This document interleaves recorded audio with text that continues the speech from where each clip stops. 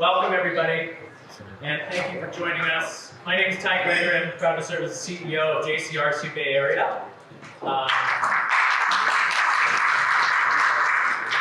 And it was my great privilege to be able to organize with our partners, JPAC and the LA Jewish Federation, an emergency solidarity mission to Israel in February with 7 state legislators, including the 4 you see up here. I've been leading Israel trips, as have several people in this room, for a long time. And there was nothing quite like this. And I think you all know the reasons why.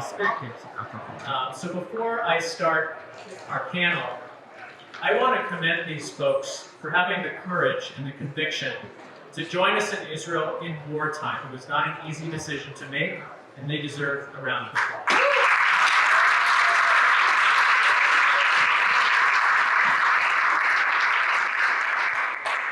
Without further ado, I'm pleased to welcome Assemblymember Gabriel, co-chair of the Jewish Legislative Caucus.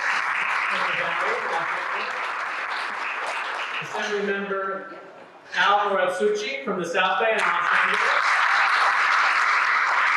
Assemblymember Damon Connolly from Marin County. And Assemblymember Josh Lowenthal from Long Beach. I have one other disclaimers, and that is that we have a mantle today. And normally I don't agree to do mantles, but the reality is, when we organized this very last minute, we invited all the state legislature, and we had 1 out of 7 that were women. Unfortunately, Assemblymember Soria couldn't be with us. But given that we only have 7 experts, I felt like it was okay. So I just want to acknowledge that, and we're proud to have taken many female members through the Jewish caucus and other trips on these. So let's dive in, and I'm going to start with you, Assemblymember Gabriel. I want to ask you why the Jewish caucus signed up for this. This is not an easy trip. Why did you feel it was so important for the work of the Jewish caucus to take this route? Yeah, thank you very much, Ty. So first of all, let me thank Ty for putting this together and for his extraordinary work. Let's just give him another round of applause. And everybody else who made this possible. For me, it's very important for us to go in this moment for a number of reasons. Let me take a step back and say, we have done a lot of trips, a lot of delegations to Israel. This was my 3rd that I have done since we became a member of the legislature. And I think that they're extraordinarily valuable for a lot of reasons. One of the reasons we felt particularly compelled to go in this moment was to bear witness to what was going on. Part of this was we were watching the debates on some of these ceasefire resolutions at local city councils, congressional debates, including one in the Bay Area, where people were denying that October 7th happened. And I felt that it was really important for me to go and bear witness to that so that I could come back and say, I met with survivors of the October 7th attack. We met with people from the No Abuse Festival who survived. We saw the devastation of these communities in the Far East and the Gaza and the Far South. So I wanted, 1, to bear witness. 2, I think it is so important to have non-Jewish members come to see these things, to understand them with greater nuance and greater detail. And I want to take a moment just to really thank Assemblymember Muratsuchi and Assemblymember Connolly.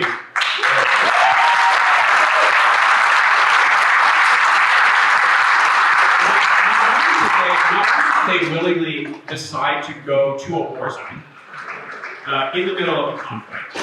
They did so knowing that it was a controversial moment, and there's a lot of people in politics that run away from things that are controversial, that don't want to touch them. So that in itself was a second act of bravery, and because of when we had to go at the time of the legislative calendar, they actually lost a week's pay. Both of them were docked a week's pay for coming to Israel for us. To me, that is the most amazing act of solidarity.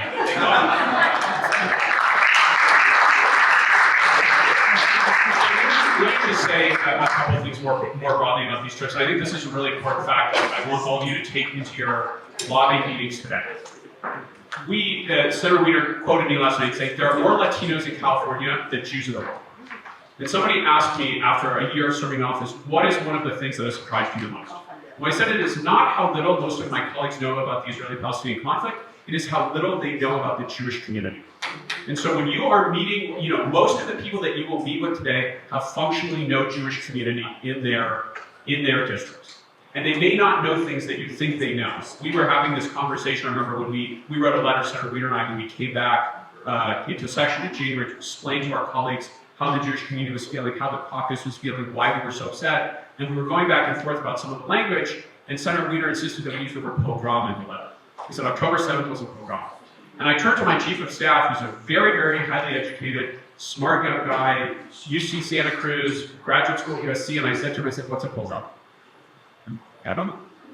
So we think everybody understands why some of these things are so deeply painful to us and so deeply strange for us, and they don't. And one of the ways that we can teach people not only about the Middle East conflict, but also about our community is to bring them to Israel. Here you have two people who are wonderful friends of our community whose knowledge level is much, much higher than most folks. But it is such an important thing, not only so that they can understand why Israel is so important to us, not only so they can understand why it's such a complicated region of the world, but it helps them to understand the Jewish community in California that they are charged with serving. So every one of these trips has been an incredible experience for me. It is such a blessing for us to be able to have friends who are willing to come with us. And I think you will see it profoundly impacts the way that people understand both the situation in the Middle East, but also our community here. Thank you. Same question to the other member of our Jewish caucus, Assemblymember Lowenthal. Why do you think this was important from the Jewish caucus's perspective and your perspective to bear witness and to lead this trip?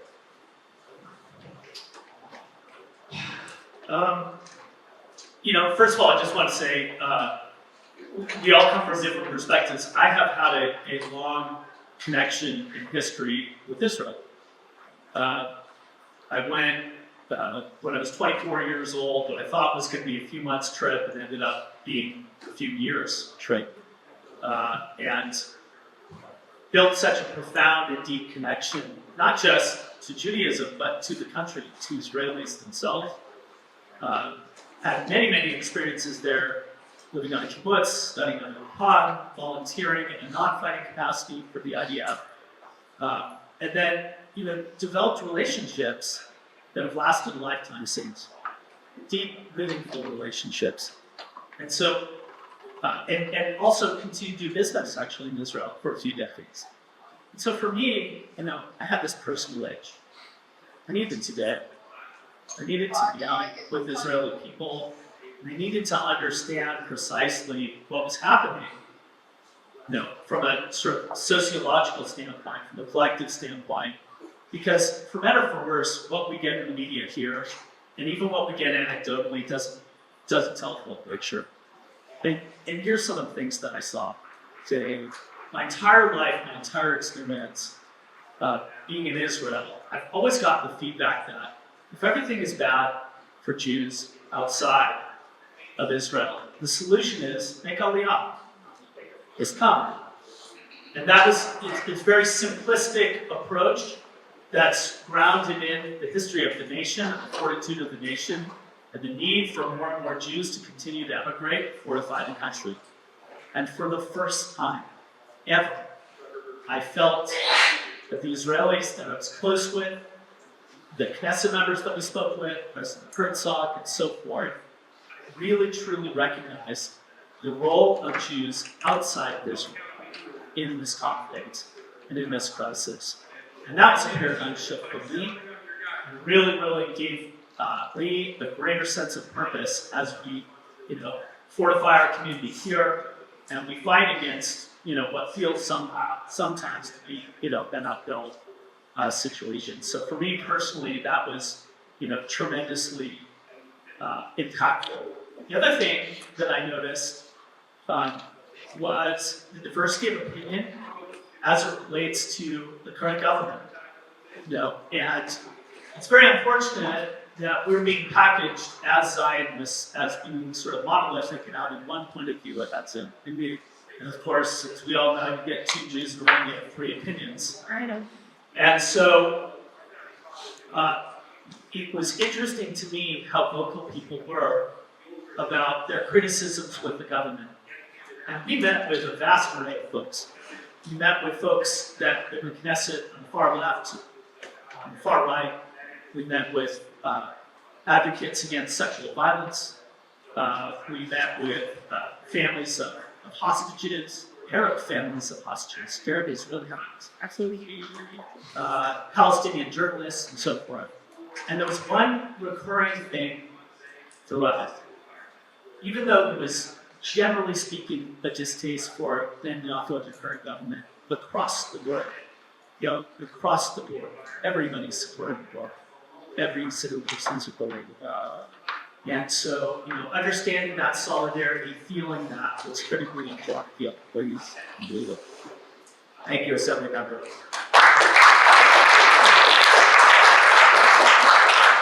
We're going to turn to our allies now with pre-trip impressions, and then I'm going to invite each of you to do your most impactful story from the trip. So, Assemblymember Muratsuchi, I'm going to turn to you.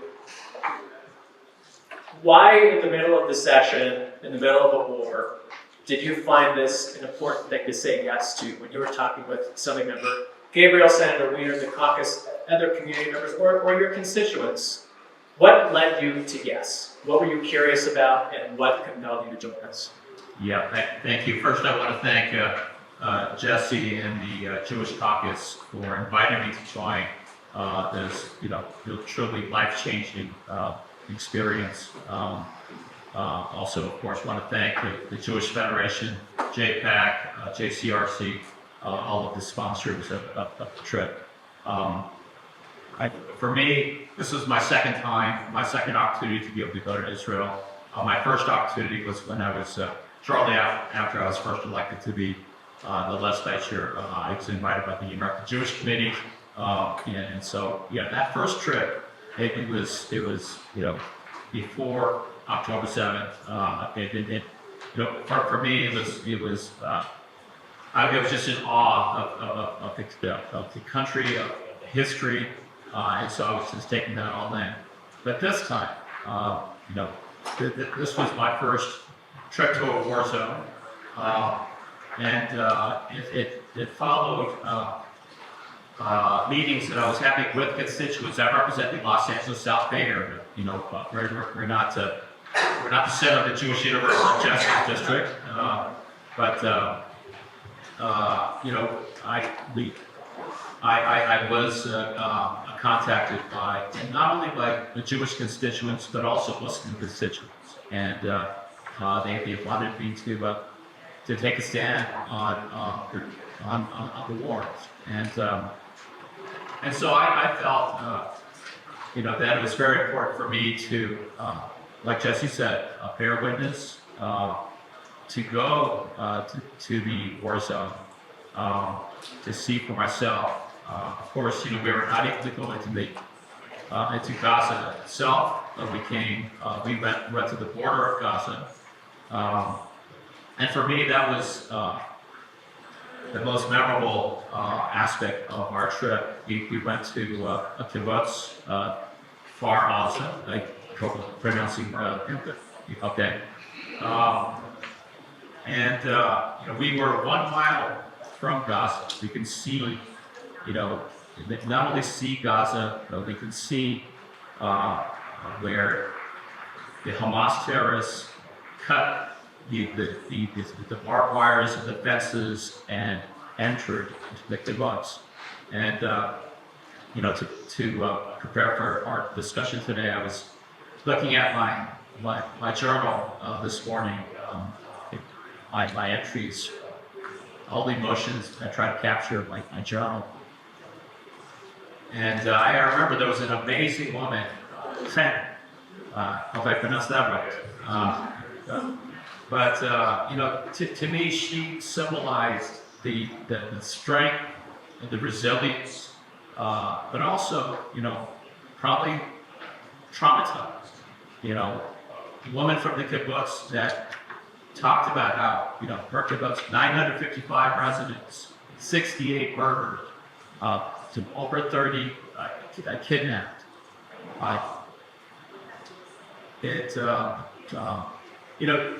When she talks about how, as a child, she used to go to the beaches of Gaza, because I represent a coastal district that includes the city of Los Angeles, but also beach cities, Manhattan Beach, Hermosa Beach, Redondo Beach. And it reminded me, it was as if but I mean, number one, obviously how Israel is surrounded by hostile forces, by enemies.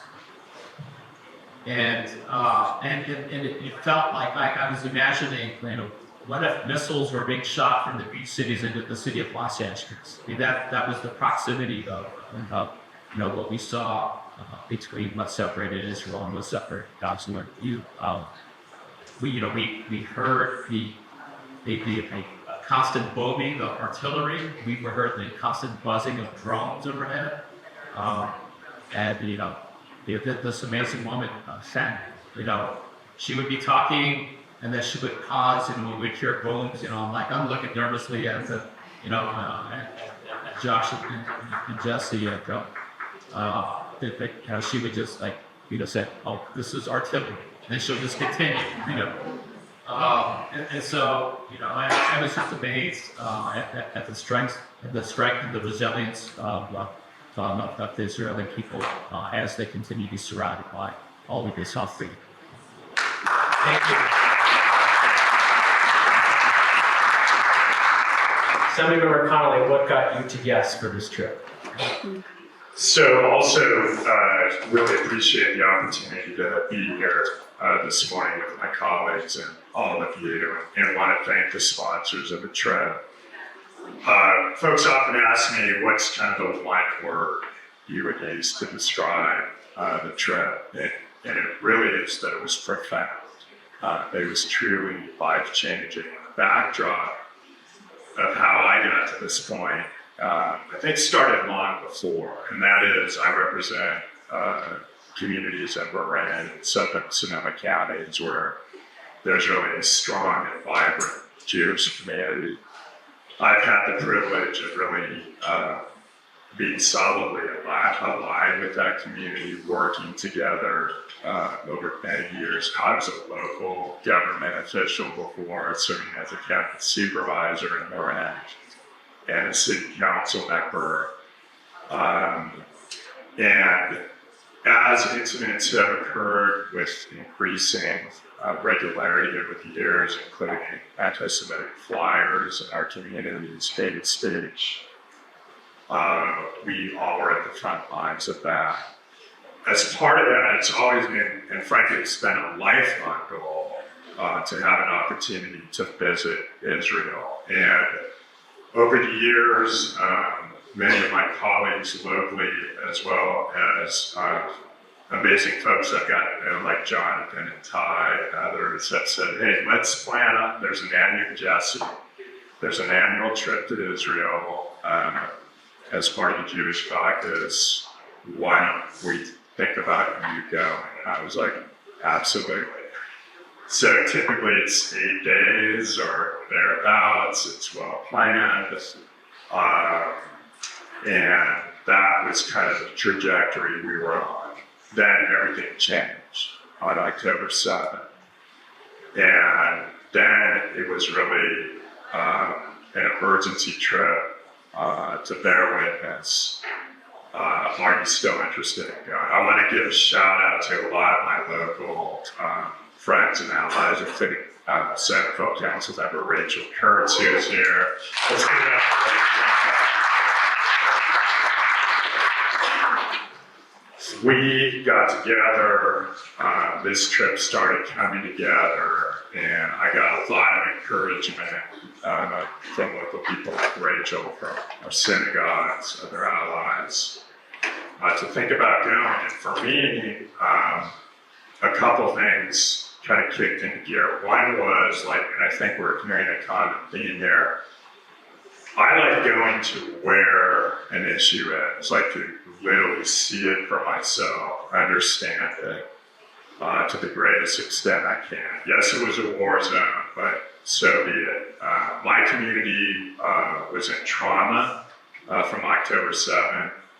We were all outraged. And frankly, the other issue for me is in that situation, I wanted to stand with friends and allies in support, not to say this is controversial of us, I'm going to shy away.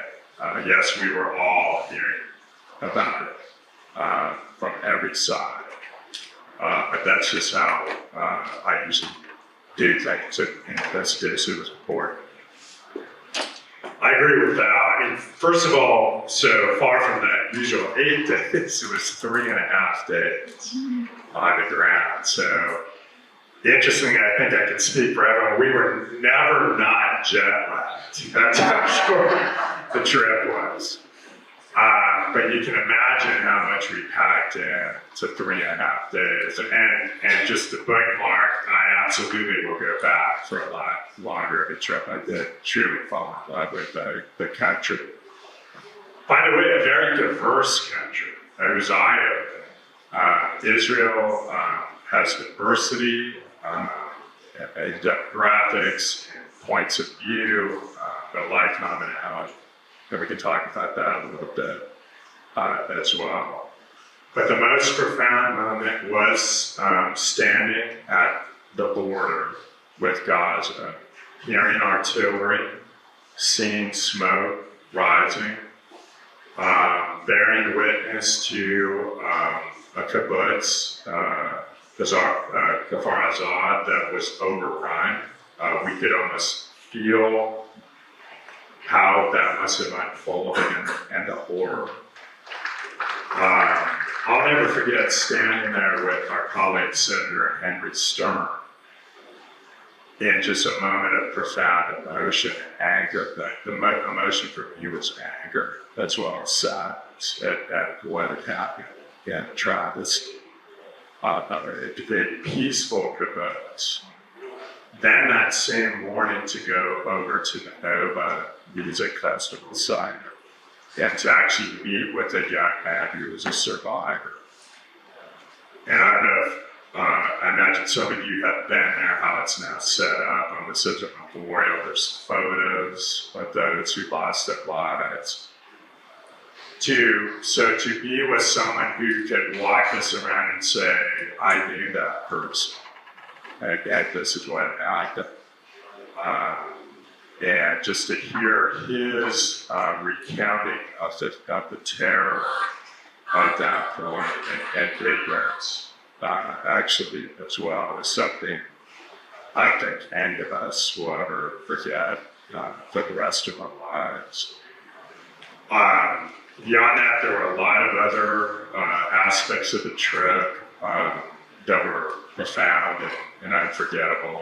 I imagine we'll get into those, but that to me kind of summed up why it was so important to be there on behalf of my best background and as well.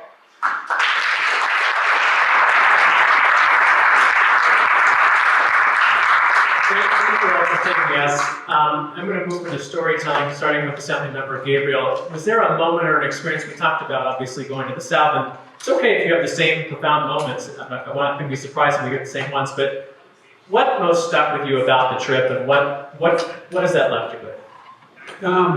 Couple for me. I mean, I think the time in Kfar Aza with Ken was probably the emotional high point. I'll talk a little bit more about that. One of the things that really stuck with me that I've tried to lift up since I came back, we got off the flight and went immediately to Hostage Square and then met with some of the families of hostages. And one of the people we met with was a young man named Bashir, who is a Bedouin Arab citizen of Israel, who had multiple family members who were being held hostage in Gaza.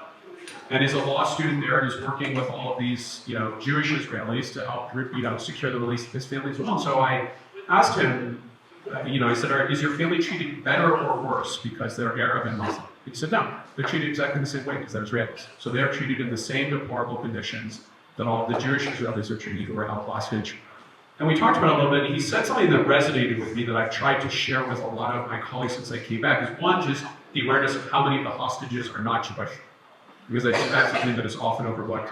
And two, he said to be part of what Hamas was trying to do is not just kill people, they're trying to kill the idea that Jews and Arabs can live together.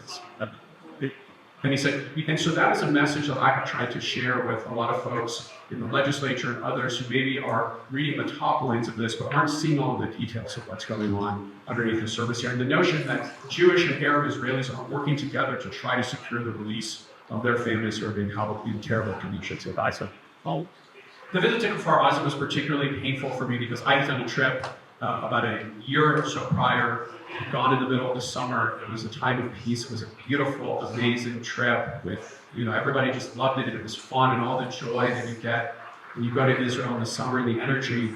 And the high point of that trip had actually been going down to Kfar Aza to meet with Fen. We'd gone down to the Gaza envelope and to learn about the situation. And I think part of the reason the Fen stuck with me, she kind of has the same energy as my mom, this 5'1" Jewish woman who's childlike and this. But she spoke so beautifully on that trip about how complicated her life is, what it's like to live a kilometer from the Gaza border.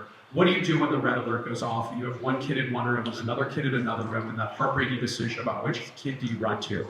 And then she talked about her kids in the IDF, but still her sincere aspirations for peace and how painful it is for her when there's hostilities, because as a mom, she's thinking about children in Gaza. And it was this incredible emotional high point of that trip.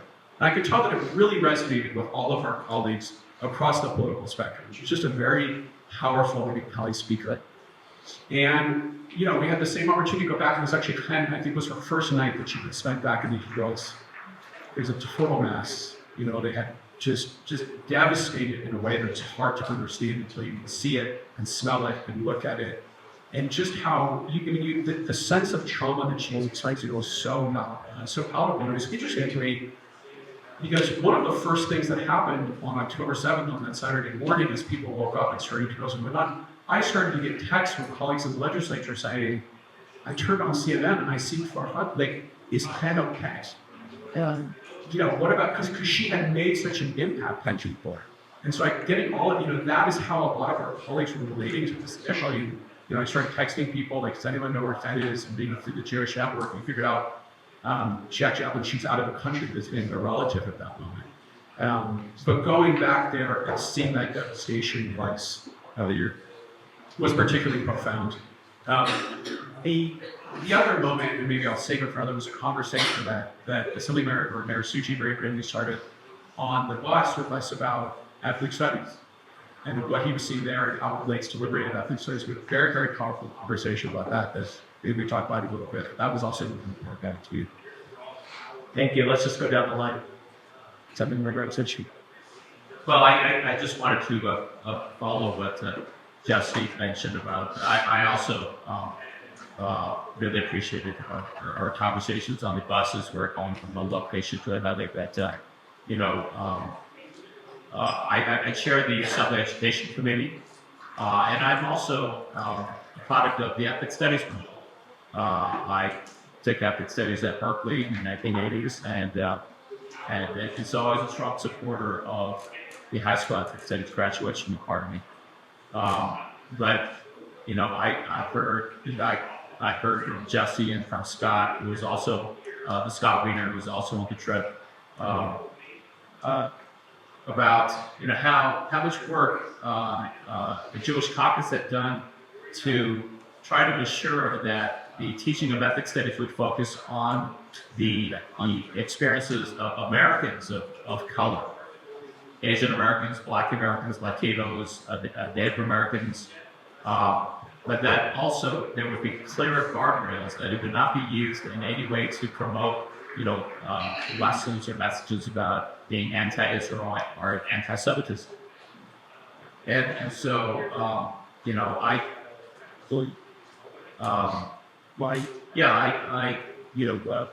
realized that these struggles are continuing, and the Jewish Caucus is leading on discussions on how to enforce those guardrails that they worked so hard to negotiate. And I want to make sure, as chair of the Education Committee, that we ensure that the teaching of Americans of color, that those lessons are not used to spread anti-Semitism, to spread anti-Israel messages, lessons. And then, that I also, like Jesse, Alan, appreciate is the very busy discussion that we had and this meeting to the family members of hostages, those conversations that we're having.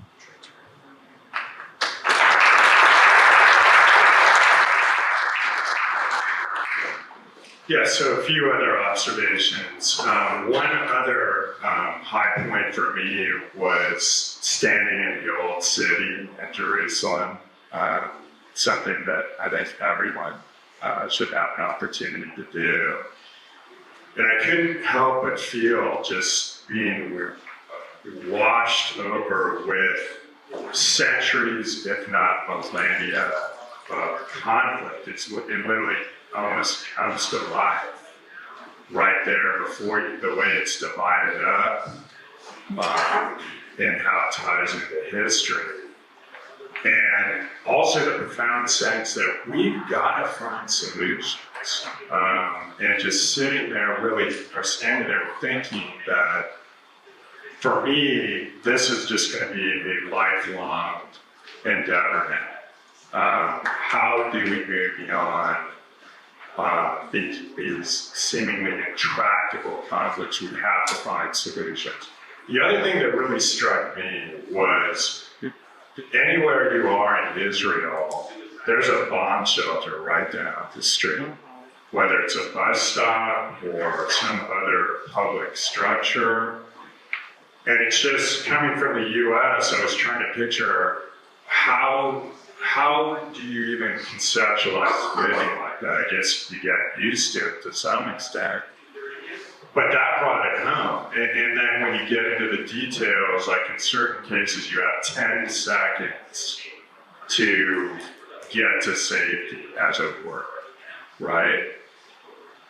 For me, it underscored the need to absolutely provide for the security of Israel and the safety of Israeli people. This October 7th was an extreme example of this, but it's every day. It's the constant threat of missile fire and other threats. So that really brought that aspect home for me as well. The other really memorable thing that's kind of been alluded to is,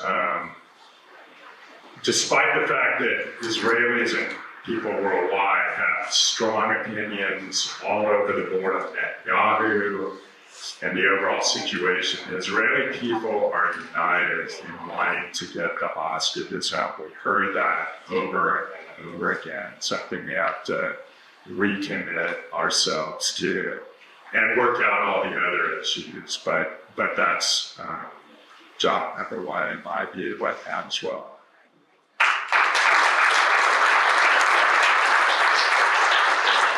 I just want to dovetail on some of the comments that were said earlier. You know, what was stuck out to me was how deeply personal the level of frustration and pain was for people that had a vision of a different era before them, right?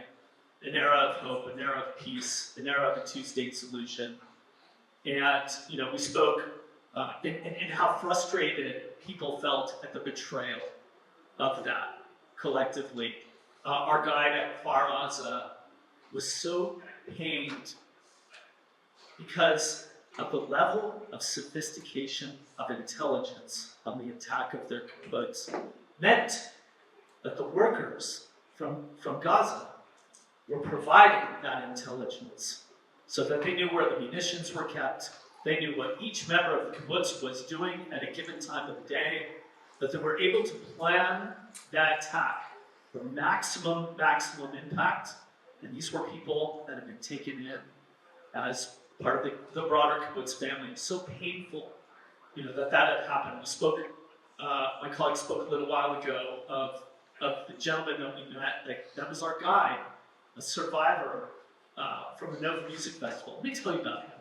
Yeah. He was a special forces soldier. And like almost everybody in the military, what do they do after they finish the military? They go travel, right? Before you go into university. And he had come to the Americas. He'd done special forces, so he was no stranger to combat. Had gone to the Americas for almost 9 months, visited every country in Latin America and the United States. He had gotten back to Tel Aviv and was home for 6 days, where his friends had reached out to him and said, hey, there's this raid going on. You know, down in the south, you want to go, and he decided to go at midnight. Got in the car with his friends, and after all his time abroad and seeing a different world and bringing those experiences back, he chose to go to the Nova Music Festival because it was about peace. That was the point of the festival. And the pain and betrayal and frustration that he felt. And literally, while he was guiding us, he was breaking down and crying. This big, giant, special forces soldier was opening up to us in that way. Between that, meeting with families of hostages, and everywhere you go, from the minute that you walk off the plane, pictures of individual hostages, every single place. It is so deeply personal.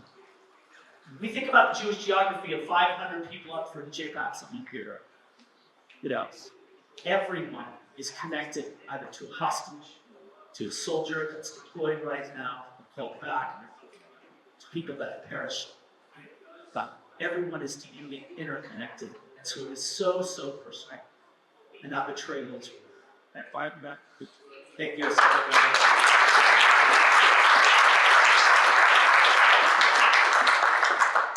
Thank you, Assemblymember Lowenthal. He's being pulled to his next meeting. So we have a lightning round for the three of you, and that's bringing it home. This was a profound experience. You've all shared that. We're back in the state legislature. It's been a couple months since the trip. How has this impacted your leadership in your district and here in Sacramento? Assemblymember Gabriel, why don't you go first? Well, I represent the other Jewish homeland of Encino, so not much has changed in my district. You know, I think first of all, I've been able to now speak in a different way to colleagues, to the media. You know, we got some press coverage from the trip because I'm now speaking from personal experience, right? And before I could say, oh, these are the things I've heard from friends or family, now I've seen it and I've lived it, and I can speak as a, you know, as we talked about bearing witness. You know, for me, and I'll just build on the conversation we had about the ethnic studies. One of the things that I think is so dangerous about the anti-Zionism that people are trying to put into education right now, and it's not just ethnic studies. I think it's a mistake for us to just talk about back sex. People are trying to teach things in schools that are, one, ahistorical. They're not factual, right? They are not accurate. And we saw an example of this in mental math, which I mean, literally, you know, Jews showed up in Israel in 1948 for the first time. I mean, it's just crazy stuff that is not accurate historically.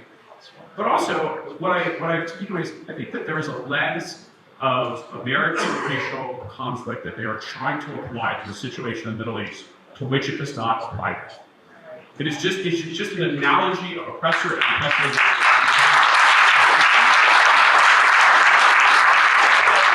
We had some very powerful conversations with Easter Assemblymember Soria, who's with us, and I said, let's do this. I'm going to start pointing out people. I want you to tell me if that person is Israeli or Palestinian. And you can't do it, right? I mean, the gentleman, the survivor of the Nova Music Festival who took us around, who's, you know, clearly his Rocky heritage, right? I mean, no one in the legislature, maybe one or two of us, could look at him and know, is this an Israeli or Palestinian? There's no way. It is not. It is a flawed analogy that people are trying to make, and what's so dangerous about it is these are people who are saying, oh, you know, we're taking our Eurocentric, Western-centric viewpoint and applying it to the rest of the world, and that's a really bad thing. And yet they're doing exactly the same thing in this situation.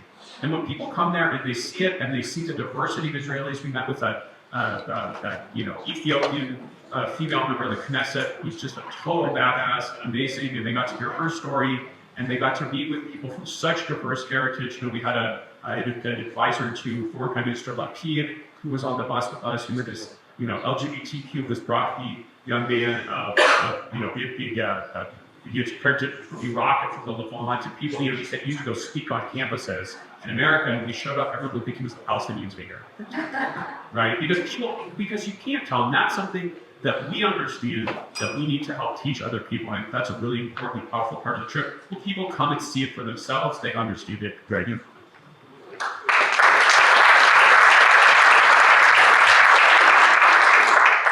Yeah, for me, one of my biggest takeaways from the trip that informs my ongoing work in the legislature is the connection between what happens in Israel and that region of the world and how that impacts the American Jewish community. We talked about the ethnic studies issue, but I know that during the COVID pandemic, when international, when this global pandemic was impacting Asian Americans, where Asian Americans were being targeted with all the anti-Asian hate, and I was working with my colleagues to figure out how can we support more anti-hate initiatives. I helped launch a statewide initiative called California versus Hate, statewide toll-free hotline, as well as providing support services to the victims of hate. The first group I reached out to was the ADL, because I know from my past work in the Japanese American community that unfortunately no community knows hate better than the Jewish community, but also because of all of the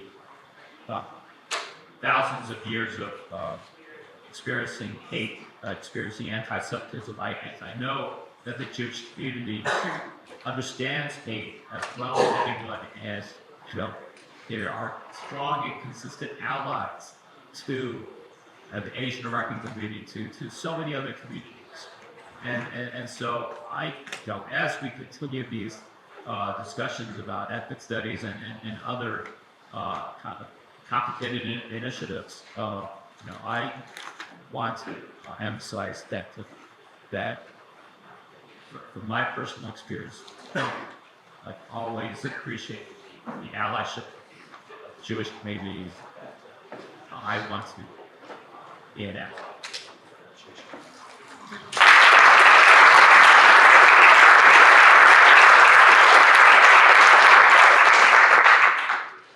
So I really appreciated the opportunity with the perspective of the trip to speak to a lot of groups locally and regionally about the trip and what it meant.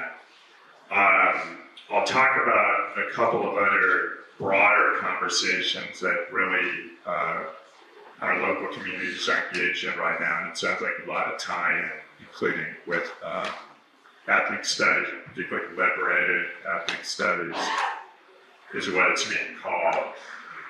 Another thing I'll never forget is when we were meeting with Israeli President Isaac Herzog. It was a great conversation, and his perspective, his surprise, if you will, was the level to which generally allied politically communities in the U.S. were now backing away from support of Israel. Just how surprising and shocking that was to him and the Israeli people. What we're seeing right now is tropes, anti-Semitic behavior that you can actually trace back millennia, that was under the surface and now is unfortunately reemerging. Yes, it is legitimate to question Israeli military tactics. That should be done. It's a legitimate point of debate. But to all of a sudden literally ignore history, and that's what Jesse and I talked about, that we talked about it on the bus as we go forward, and dare I say, particularly with some of our youth. It's almost a complete, I don't even want to say lack of understanding, it's like missing key historic factors in why the existence of the Israeli state is so important. We got to overcome that. What I'm hearing from my community is a lot about just our education system right now. It's something that I know has been dealt with to some extent in the legislature. I think we need to continue to work through those issues. I've got to kind of better understand that. I think some of the follow-up meetings in the community are going to even address that issue specifically. beyond that, I think with a renewed sense of purpose and appreciation for what Jesse and other leaders have already done in the legislature around, for example, security grants to nonprofits, it was a huge breakthrough. The governor's statewide task force and blueprint is important. So I'm really committed to continue to work with my colleagues in those sorts of important initiatives with the backdrop, I think, of beginning to have a much better understanding of what's been happening. So those discussions are going to be ongoing today. You also have my commitment to continue to be an ally of the Jewish people.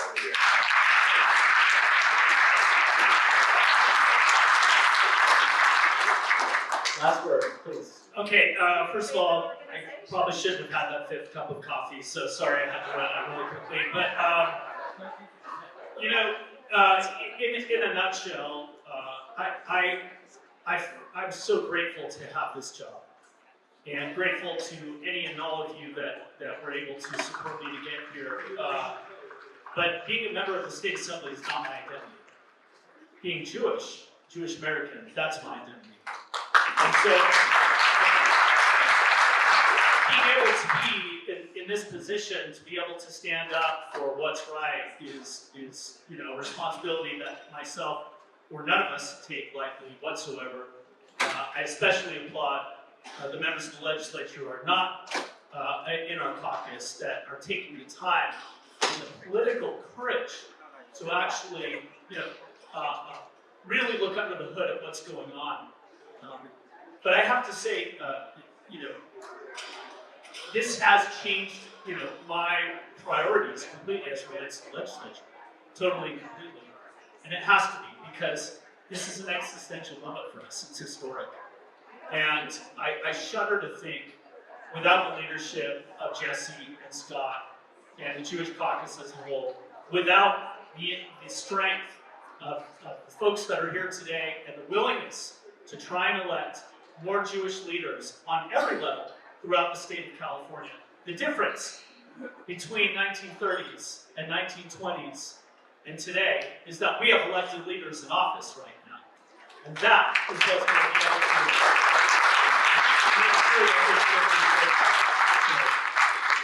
Thank you, gentlemen. Thank you for the courage to come to Israel with us. We're so grateful to you. Can I just ask Rachel Wallace and Jonathan Mitchell to stand? These two helped lead the trip. A big round of applause.